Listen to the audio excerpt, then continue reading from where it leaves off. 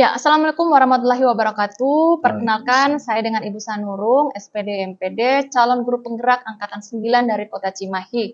Kali ini saya sedang bersama dengan rekan sejawat saya, Bapak Jajang Sunaryat, SPD. Beliau adalah salah satu guru yang mengampu mata pelajaran bahasa Inggris di SMP Negeri 9 Cimahi. Nah, pada hari ini saya akan melakukan percakapan pra-observasi untuk supervisi kelas. Nah, Pak Jajang, bagaimana kabarnya, Pak? Alhamdulillah, Ibu sehat. Alhamdulillah hari ini. sehat ya, Pak ya. Betul. Ya, Pak Jajang, mohon Siap, maaf Ibu. saya sudah mengganggu waktunya hari Ya, ini. siap. Jadi begini, Pak Jajang, saya akan melakukan percakapan pra-observasi Betul. untuk supervisi kelas nanti di Pak Jajang. Nah, salah satu tujuan dilaksanakannya supervisi kelas ini adalah saya ingin tahu seperti apa pembelajaran yang akan dilaksanakan Pak Jajang pada saat nanti supervisi kelas. Nah, kemudian ada beberapa pertanyaan yang akan saya ajukan nanti selama percakapan pra-observasi ini. Sudah siap, Pak? Siap, Ibu. Baik, Pak Jajang. Kira-kira di dalam pelaksanaan supervisi kelas nanti, tujuan pembelajaran yang akan dicapai oleh Pak Jajang itu apa saja? Tujuan pembelajaran di sesuai RPP ini adalah mengidentifikasi struktur teks ya, dan elemen kebahasaan untuk menyatakan dan menanyakan perbandingan atau degree of comparison ya, itu satu. Yang kedua, menyusun kalimat terkait perbandingan jumlah dan sifatnya atau degree of comparison juga. Iya. Baik ya Pak Jajang ya, jadi tujuan pembelajaran akan dicapai pada saat pelaksanaan supervisi kelas itu ada dua ya Pak ya. Yang pertama adalah mengidentifikasi struktur teks dan elemen kebahasaannya. Kemudian yang kedua adalah menyusun kalimat terkait perbandingan jumlah dan sifatnya. Seperti itu ya Pak Jajang ya.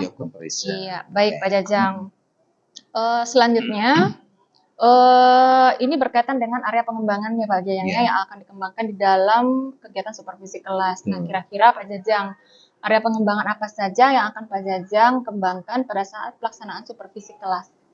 Untuk area pengembangan yang hendak dicapai ya. Satu, guru memotivasi semua peserta didik untuk berperan aktif ya, dalam proses pembelajaran. Terus yang kedua, guru menyediakan peran dalam kelompok untuk memastikan bahwa semua anggota kelompoknya itu mendapat peran. Terus yang ketiga, guru memberi dukungan dan kesempatan pada peserta yang pasif, gitu ya. Iya, baik Pak Jajang. Jadi area pengembangan yang akan dikembangkan oleh Pak Jajang pada saat pelaksanaan supervisi kelas itu ada 3 ya Pak ya.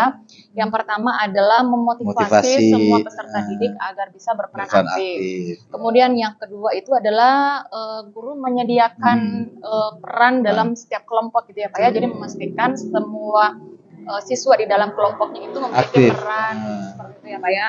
Kemudian yang ketiga akan memberikan dukungan kepada siswa-siswa yang pasif. Jadi Pak Jajang nanti akan memberikan bimbingan gitu ya agar siswa yang pasif tersebut bisa juga berperan aktif di dalam proses pembelajaran. Ya, baik Pak Jajang. Nah, untuk mendukung area pengembangan tersebut, kira-kira strategi apa yang akan dilaksanakan oleh Pak Jajang agar pembelajaran yang akan dilaksanakan di supervisi kelas itu bisa berjalan dengan maksimal? Strategi yang dipersiapkan, insya Allah ya Bu ya. Satu, saya menggunakan pendekatan diferensiasi konten dan produk, itu ya satu. Yang kedua, model pembelajarannya itu comparative learning. Yang ketiga, menggunakan pembelajaran gadget, media dalam pembelajaran itu menggunakan gadget, LKPD, dan juga alat peraga. Terus yang selanjutnya, agar siswa semua berperan aktif, maka saya akan memfasilitasi kelompok-kelompok yang pasif ya. Intinya dalam pembelajaran saya hari ini atau yang akan saya lakukan itu adalah saya akan menggunakan pembelajaran yang terpusat pada siswa. Wah, luar biasa ya Pak Jajang ya. Siap Ibu. Ya, jadi ada beberapa strategi yang akan Pak Jajang lakukan untuk mendukung area pengembangan Pak Jajang pada saat pelaksanaan supervisi kelas. Salah satunya adalah akan menggunakan pembelajaran berdiferensiasi. Seperti pada area pengembangan Bapak tadi ya, akan memfasilitasi siswanya untuk bisa berperan aktif. Nah, dengan adanya pembelajaran diferensiasi ini, Pak Jajang yakin bahwa siswa-siswa akan terfasilitasi gitu ya Pak ya. Itu yang pertama. Kemudian yang kedua akan menggunakan pembelajaran dengan menggunakan model cooperative learning gitu ya Pak ya. Jadi tidak ceramah saja seperti itu gitu ya Pak ya. Kemudian yang ketiga akan menggunakan berbagai media pembelajaran. Karena tadi diferensiasinya konten dan produk sehingga harus ada media pembelajaran yang digunakan supaya bisa mendukung gitu ya Pak ya strateginya. Lalu memang betul Pak bahwa pembelajaran itu harus berpusat kepada siswa. Jadi bukan lagi kita sebagai guru ya. Benar nggak Pak? Iya betul sekali ya Pak Jajang ya. Nah Pak Jajang, tadi area pengembangannya sudah selesai. Kemudian strateginya juga sudah kita lakukan. Kemudian kira-kira nih Pak Jajang, supervisi kelas ini akan dilaksanakannya tuh kapan Pak Jajang? Di kelas berapa dan di jam keberapa rencananya?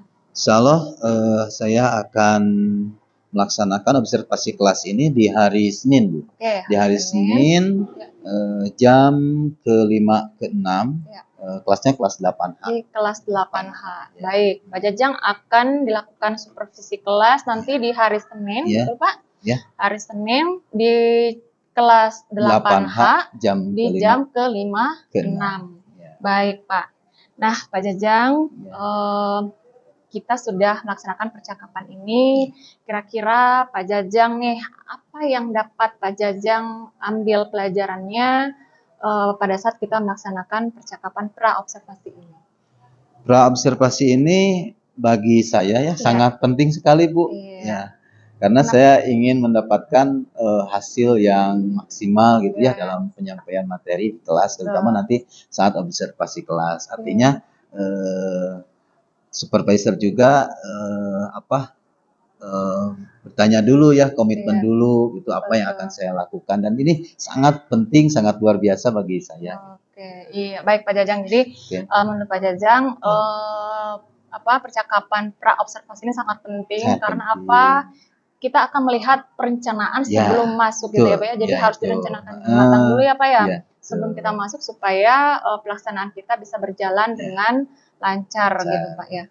Nah Pak Jajang, mohon izin saya nanti akan masuk ke kelas Bapak, akan menjadi pengamat, dan izin saya akan mencatat beberapa poin-poin yang telah Bapak kembangkan tadi, area pengembangannya, kemudian strateginya seperti apa. Lalu kemudian nanti izin juga setelah kegiatan pelaksanaan supervisi kelas ini, kita akan bercakap lagi dengan pengajar praktik saya di kegiatan pasca observasi.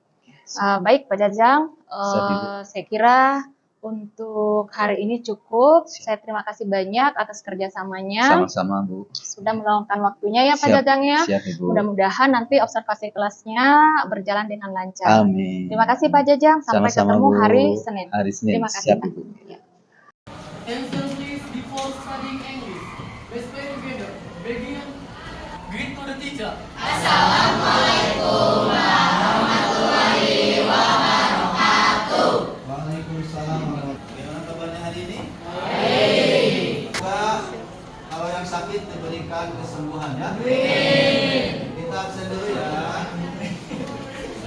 Luar biasa ya.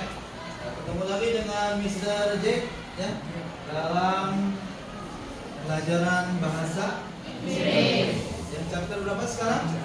Chapter 9. Pergi potong lawan. Satu orang pergi dengan kambing. Pergi potong lawan. Ini Mister yang dari kanan ya. Mister ini kanan. Nah sekarang Mister akan menampilkan YouTube ya, YouTube untuk kalian tonton terlebih dahulu. Ada 3 tipe dari degree of Oke.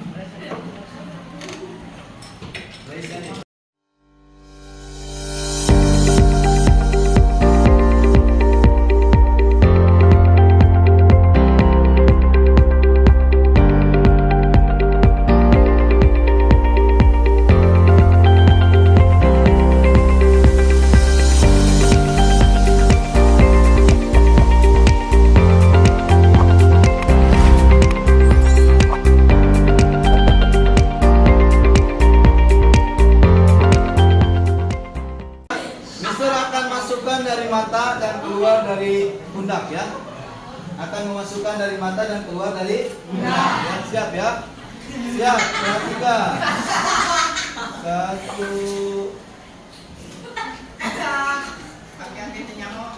Dada.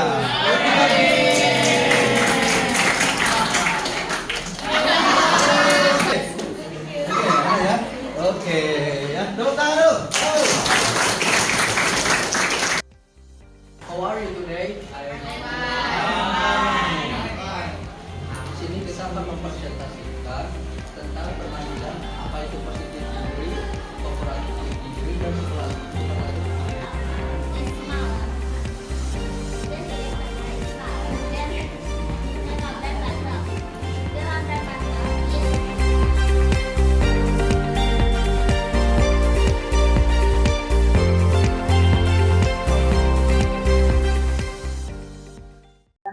Kali ini saya kembali ditemani dengan rekan sejawat saya, Pak Jajang Sunaria, dalam kegiatan percakapan pasca observasi.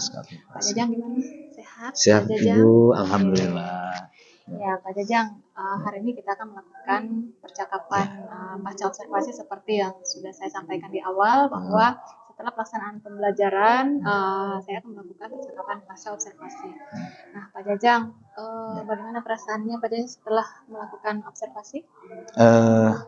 Alhamdulillah Bu, karena sebelumnya kan ada praobservasi ya.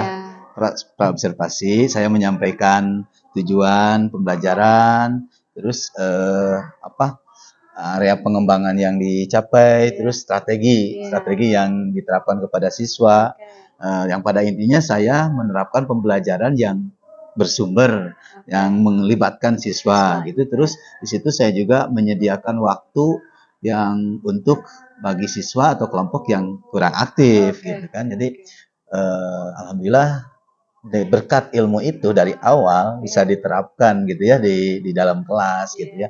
Yang penting anak itu lebih aktif semuanya gitu, lebih itu. Jadi perasaannya sudah gimana Pak? Perasaannya sudah lega, dapat ilmu baru, yang tadinya prosesnya ceramah gitu ya ke anak, saya aja gitu ya. Terus dengan metode ini diferensiasi ya, ada banyak konten dengan media LKPD gitu ya, alat peraga. Itu lebih aktif lagi gitu di kelas gitu. Baik, Pak. Jadi sebelum dan sesudahnya ada perbedaan ya Pak ya. Bu, kalau sebelumnya mungkin harus seperti apa keputusannya, setelah melakukan fase observasi Bapak sudah mulai lega karena sudah melaksanakan sesuai dengan yang Bapak rencanakan di pra-observasi. Benar begitu ya Pak? Betul. Ya, baik Pak Jajang, kita lanjut ya.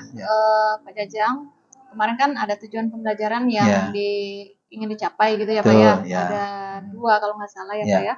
Dan itu Pak Jajang tadi sudah mengidentifikasi ya struktur teks dan elemen kebahasaan dan menyatakan dan menanyakan perbandingan atau degree of comparison gitu kan. Ada 2 yang menyusun kalimat juga anak itu dari sifatnya. Kan kemarin ada pulpen itu bukan sekadar ukurannya kan, ada colornya gitu kan gitu. Ya, baik Pak Jajang. Nah, dari pelaksanaan observasi yang Bapak lakukan, barangkali ada tantangannya, adakah yang terjadi yang mungkin di luar daripada ekspektasi Bapak gitu?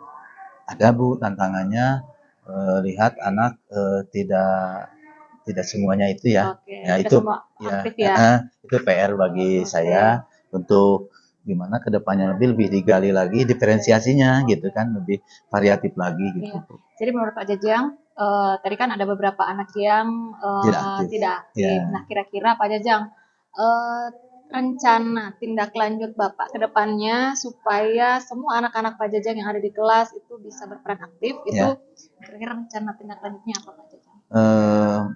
Mungkin saya meluangkan waktu khusus satu, yang kedua ruangan khusus juga Pak. Karena tidak semua anak atau Bu ya, tidak semua anak ada yang demam panggung gitu ya. Jadi nanti biar pronunciation-nya muncul, vowel-nya muncul gitu ya. Berarti harus misalkan kelompok itu berapa orang, 3 orang gitu.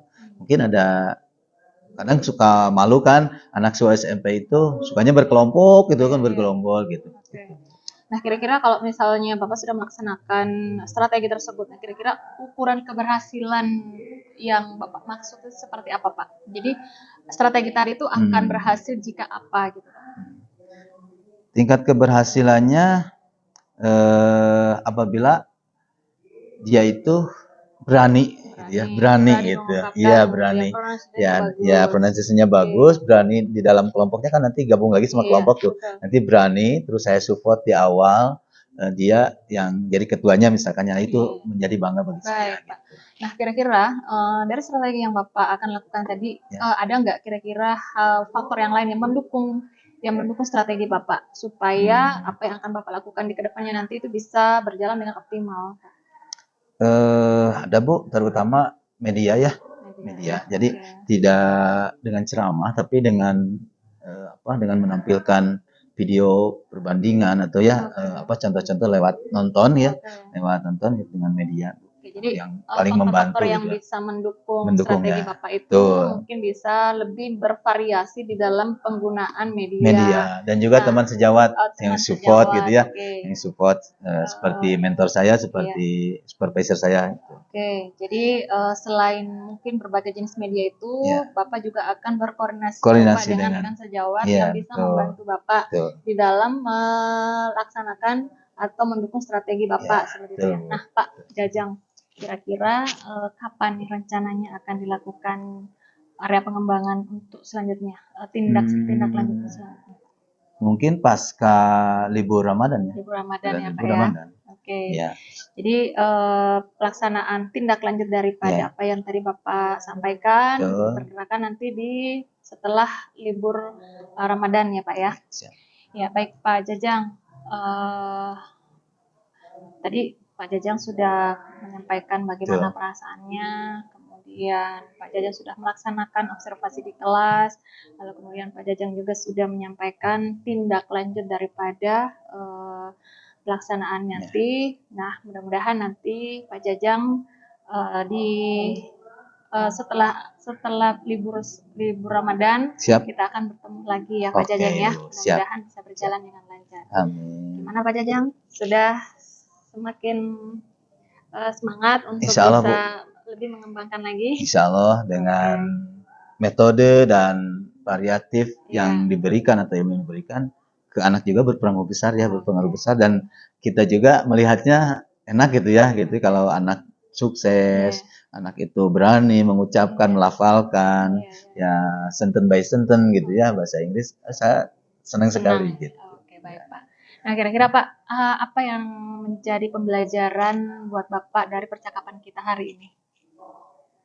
Hal yang paling penting adalah sharing ya, berbagi ilmu, dan ditambah dengan sekarang kan zaman ya yang berubah, atau anak juga berubah, dengan kita sering ngobrol, sering sharing, nambah ilmu ke anak juga bisa kita terapkan bisa terapkan kan.